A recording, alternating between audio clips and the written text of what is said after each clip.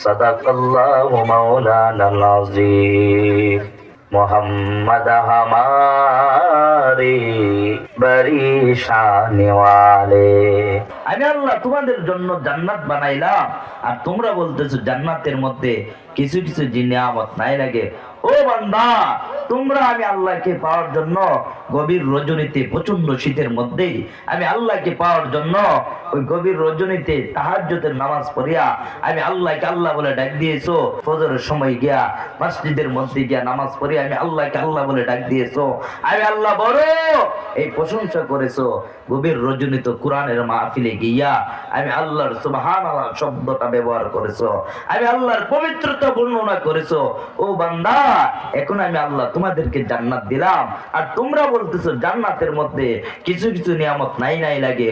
ও জান্নাতীরা, বলো কোন কোন নিয়ামত তোমাদের নাই নাই লাগে।